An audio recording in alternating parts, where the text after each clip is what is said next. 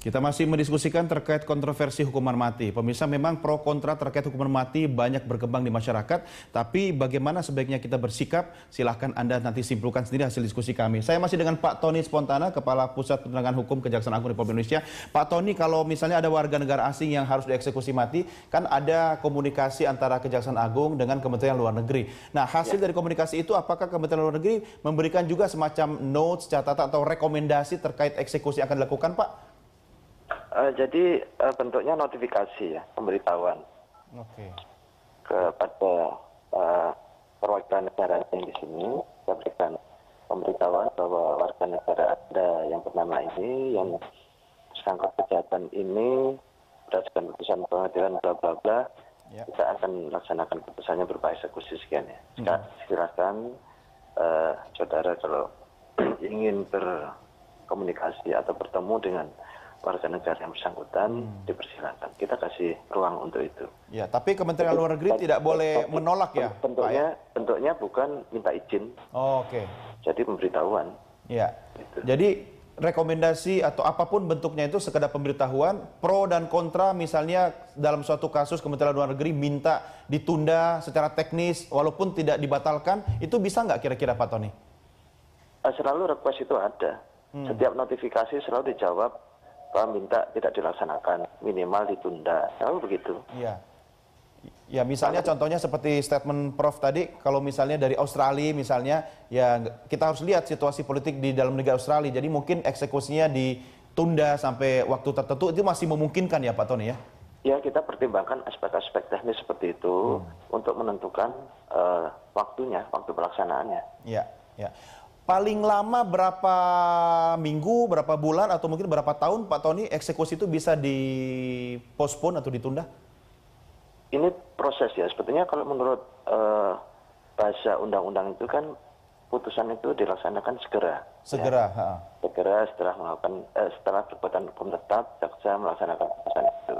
Tapi karena menangkut hukuman mati, kita punya mekanisme pengkajian kembali gitu ya, review mulai dari putusan pengadilan negeri sampai putusan Mahkamah Agung, kemudian yang menyangkut peninjauan kembali, kita teliti kembali, gerasinya sudah cocok, baru kita aspek teknis. Nah, aspek teknis ini memang kadang-kadang membutuhkan waktu yang lama, karena harus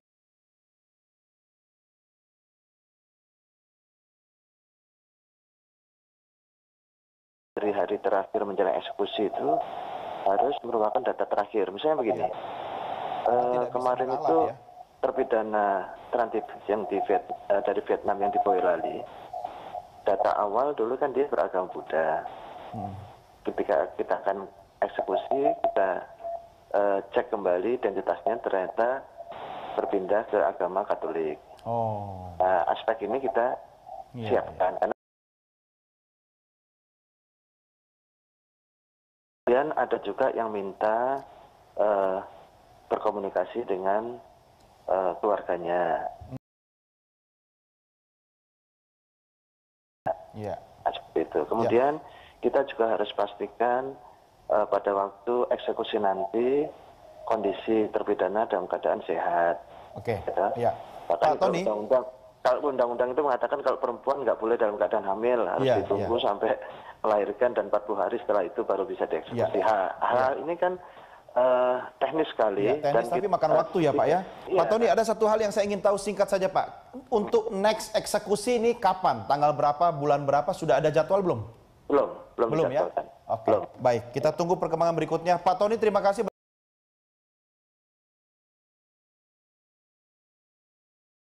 Ya, demikian diskusi saya dengan Pak Tony Spontana, Kapus Penkum Kejaksaan Agung. Prof, ini Indonesia punya sikap, negara-negara lain juga punya sikap. Apakah sekarang posisinya tarik-menarik, bargaining position? Ya, jadi ini masalah sikap dan kemudian tentu dari luar negeri akan mencoba mempengaruhi Indonesia untuk menghentikan pelaksanaan eksekusi hukuman mati ini. Menurut Anda, Prof, negara yang memiliki bargaining position paling kuat? Biasanya adalah negara-negara, pertama adalah negara yang tentu punya Indonesia tergantung pada negara tersebut. Lalu yang kedua adalah negara yang punya moral tertentu untuk mengatakan pada negara lain bahwa kamu jangan melakukan itu. Dan yang ketiga adalah negara yang mempunyai masyarakat yang sensitif terhadap masalah-masalah hukuman mati ini. Kalau organisasi internasional bagaimana? Organisasi internasional mungkin juga ada, tetapi masalahnya mereka tidak akan mempunyai kekuatan untuk menghimbau sekuat seperti negara. Ya, tapi harus diingat, saya ingat suatu kejadian Singapura. Di Singapura ini beberapa tahun yang lalu, pada waktu itu masih Presiden Clinton di Amerika Serikat, lalu ada warga negara Amerika Serikat di bawah umur, seorang anak-anak yang melakukan vandalisme. Lalu menurut hukum Singapura, kejahatan vandalisme itu berkonsekuensi pada hukuman cambuk. Lalu kemudian Singapura akan melakukan eksekusi itu. Amerika Serikat, sebuah negara yang sangat besar, melalui presidennya mengatakan jangan, bahkan dengan disertai berbagai ancaman.